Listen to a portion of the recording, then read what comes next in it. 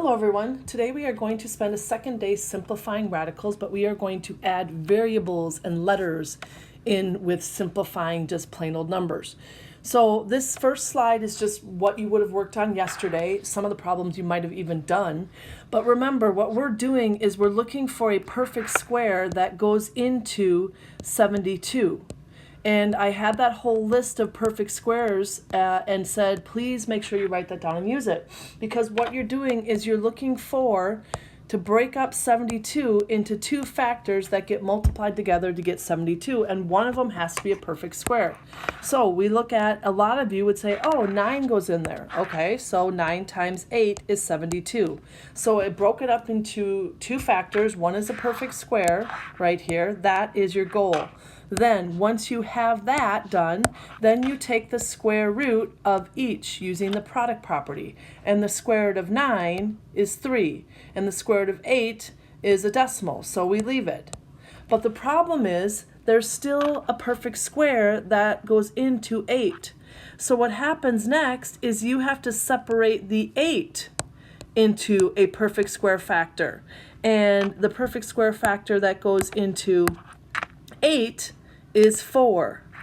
So you need to put in 4 times 2. And then you need to again use the product property and take the square root of each of those factors separately. So you end up with 3. The square root of 4 is 2 times the square root of 2. And what happens with the 3, remember it was multiplied, so your final answer becomes 3 times 2 is 6 square root of 2. Now, this is why I said to always look for the largest perfect square that goes into 72. And you might not realize this, but 36 goes into 72 because 36 times 2 is 72. And now, when we give each, using the product property, each their own square root, this becomes 6 square root of 2. And you can see we have the same answer. So always look for the largest perfect square, and if you don't find it, that's okay, but make sure you're always going back to look what's under the radical to make sure there aren't more perfect squares that go in there. On the second example, we're using the product property in reverse, so we are going to take the square root of 48 times the square root of 3, and we're going to put both of those factors under the same radical. That's going to be our first step. Then we're going to multiply 48 times 3, and that works out to be 144, which is a perfect square. And so that is your answer. So keep working on the ones from yesterday, and if you didn't really understand some but just kind of wrote them down, go back and try some of those again. It will really help you because this is sort of the key, and every simplification process we do in the next few days, we're still going to have to come back and do this simplifying. So we're going to simplify radicals with variables, and remember, again, no decimal answers on your paper. You are not using your calculator for this except for maybe to check to see if a perfect square goes in there. So, what happens with variables? Well, when we are asking what is the square root of x squared, we're asking what times itself equals x squared. Well, x times x. So, the square root of x squared is simply x. And it goes back to, if we take 5 squared, that's 25. But if we take the square root of it, remember, squares and square roots cancel each other out, and we just get 5. So what about, and actually, if we go back to our perfect square list, then x squared is a perfect square. So when you go back to that list you had, you might put in x squared at the top as well. So we are going to work on simplifying things like x to the fourth and x to the fifth. And what I like to teach, there are some steps and sort of things that you can just follow the rules, which is fine. But what I like to do is do the same thing we were doing, is take and break this up into perfect squares of x squared. Well, x to the fourth is x squared times x squared, because there's 4 x's still under the radical. So now when I take the square root of each individually, I get the square root of x is x, and the square root of x squared is x, because squares and square roots undo each other, or we know that the square root of x squared is just x. So our final answer then simply becomes x times x, or x squared. If we have x to the fifth, again, what I like to do is break this up. X to the fifth becomes how many x squareds? Well, there's 2 x's, there's 4, and I got 1 remaining. So now when I take the square root of x squared, I get x. The square root of x squared, I get x. But the square root of x can't be simplified, so my final answer is x times x squared, times the square root of x. So that is what we're going to be doing.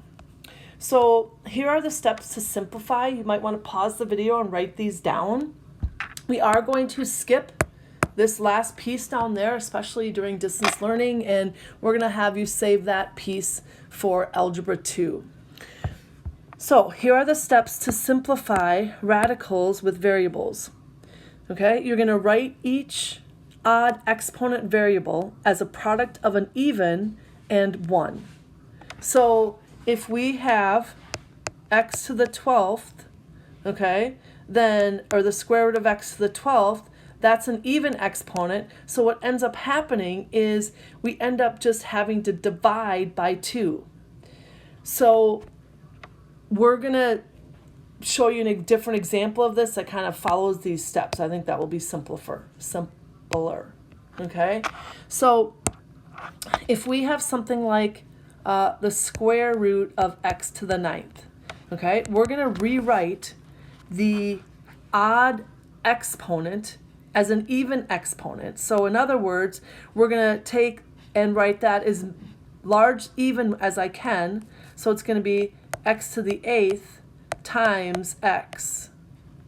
And then when we take the square root of x to the 8th and the x to the 1st, the square root of x to the 8th is going to be x to the 4th. We're just going to cut it in half, and then the remaining one is underneath. So that's what your answer becomes. Now, again, what I like to do is I like to just, if the rules make sense to you, go ahead and use them, okay? Because I divided this even exponent right here by 2, and that's how I got this 4. We write it outside the radical and leave the 1 underneath. Here's the x to the 1st and the 1st. But again, you could go back and do it like I just did on the last examples, is take x to the 9th and write it as many x squareds as you can. There's 2 x's, 4, 6, 8, and 1 more. Okay, so you have to have the same number of x's, 9, as you do here under the radical. Then give each square root its own, so the square root of x squared, so give each of these factors their own square root, and the square root of x squared is x. The square root of x squared is x. The square root of x squared is another x, and then the square root of x squared is another x, but that square root of x doesn't come out. It stays under the radical, so now you got x times x times x times x, or x to the 4th, square root of x. So again, you notice you get the same answer. So it's up to your preference whether you want to just follow these 2 steps or if you just want to write them out. It's totally fine either way. So let's practice.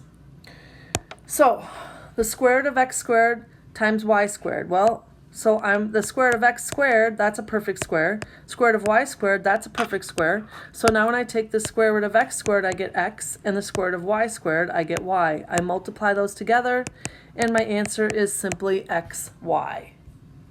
And of course, they're going to get a little bit more complicated. So again, just take them in parts.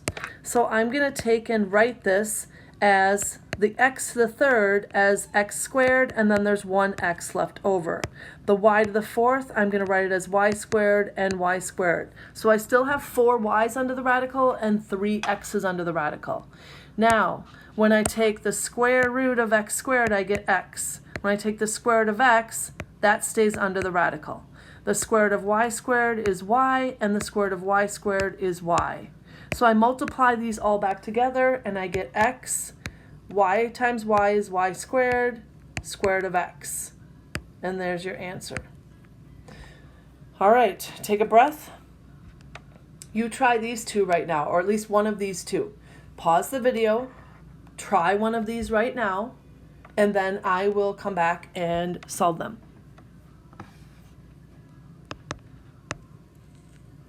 So a to the 5th is a squared times a squared. That's only 4, so I need one more.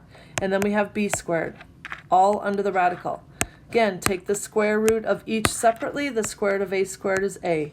The square root of a squared is another a.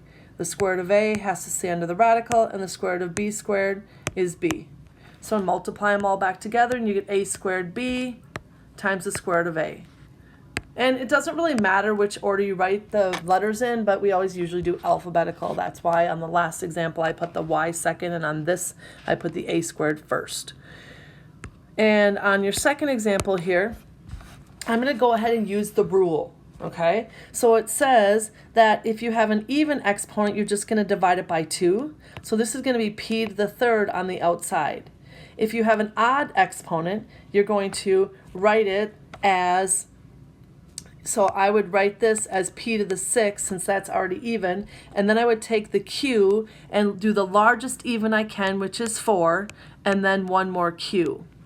And now when I take the square root of each separately, if you kind of understand what's going on, the square root of p to the 6th is p to the 3rd, because p to the 3rd times p to the 3rd is p to the 6th. The square root of q to the 4th is q to the 2nd, and then the square root of q has to stay under the radical. So again, that's just using the rules. If that makes sense to you, it's sort of a little bit of a shortcut. But again, I could go back and solve this the way I just did on the last example by taking the p to the 6th and writing as many squares as I can. And then same with the q squared, and then I got one more q. So the numbers have to match. Now when I take the square root of p to the 2nd, I get p. Square root of p to the 2nd is another p. Square root of p to the 2nd is another p. Square root of q squared is q. Square root of q squared is q, and then we're left with a q underneath. And then we just multiply things back together, which ends up to be p to the 3rd, q to the 2nd, square root of q. Again, these answers are the same. I know it seems like a lot of work and messing around writing these all out, but I think that it helps you make sense of all of it. If, just like we did with numbers, okay, if you have 2 square roots multiplied together, you're going to put those under the same radical. So this is going to become x to the 3rd times x to the 3rd, which is going to equal the square root of x to the 6th. And again, using the rule, that's just going to be x to the 3rd. Writing it out, you're going to have x squared times x squared times x squared. And so either way, what you're going to get is x to the 3rd. Because when I take the square root of each of these separately, I get x times x times x, or x to the 3rd. Try this next one on your own, pause the video, and then come back, play it, start it back up, and see if you got it right.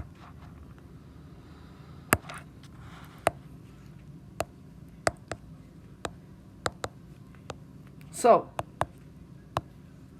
we get square root of y to the 3, 4, 5, 6. So if I follow what I did here, okay, it's just going to be the same, only with a y. So this is going to be y to the 3rd. And of course, we're going to add numbers. And so we're going to have the combination of numbers and letters. And when we do that, we still follow the same process that we just did on the last example. Put them under the same radical, multiply them together. The square root of 6 times 3 that's 18, and then we have x to the 4th. Now, as I simplify this, I have to, I kind of take the numbers and the letters separately. 18, the perfect square is 9 times 2 is 18. X to the 4th, I'm going to write it as x squared times x squared.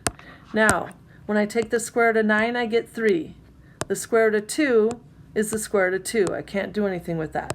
The square root of x squared is x, and the square root of x squared is x.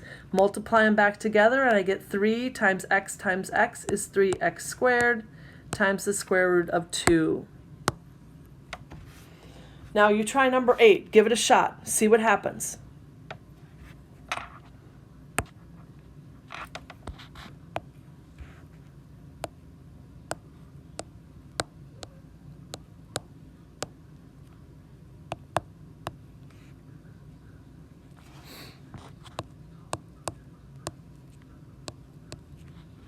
So when you multiply them together, you get 64y to the 8th. So the square root of 64, that's a perfect square. So when you take the square root of 64, you get 8. The square root of y squared is L even exponents are perfect squares, so that's the y to the 4th. But again, you could write it out, okay? We could write this out as the square root of 64, that's already a perfect square, times the square root of y squared, y squared, y squared, y squared. That makes 8 y's under the radical. Then when I give each their own square root, I get 8, I get y, I get y, I get y, I get y, and I get 8y to the 4th. Either way, I got the same answer. 4 is a little goofy looking, so let me try to put it as more of an exponent there. There. All right, so that's the majority of it. That's kind of a lot of questions, a lot of problems, okay? There's 2 more here, okay, that get a little more complicated. So let's do one of these, and I'll work the other one out in the notes. Let's do the hardest one, and that would be this one right here, number 10. So we take 4, and this is times, remember, and so I'm going to put the times there, but then I'm going to take these 2 and put them under the same radical. So 8x to the 4th times 3x to the 7th under the radical. So now I have 4 times 8 times 3 is 24, and x to the 4th times x to the 2nd is 6x to the 6th. So now I go back and follow my steps to simplify. What perfect square goes into 24? Well, 4 goes in there 6 times. Remember, one of them has to be a perfect square, and 4 is a perfect square. So now I can separate the x's, x squared times x squared times x squared. Again, use the rule if you like it, and it makes sense to you. Now I'm going to take the square root of each of these factors separately. And then I have 4 times the square root of 4, which is 2, times the square root of 6, that's a decimal, it stays under the radical, times the square root of x squared is x, the square root of x squared is x, and the square root of x squared is x. So now my final answer is 4 times 2, which is 8. X times x is x to the 3rd times the square root of 6. Remember to always go back and look and make sure that no perfect squares still go into 6, and none do. So I'm having a Zoom session today at 1:30. If you are struggling with this, you can join and ask some questions, and we can even work through some problems. Have a great day.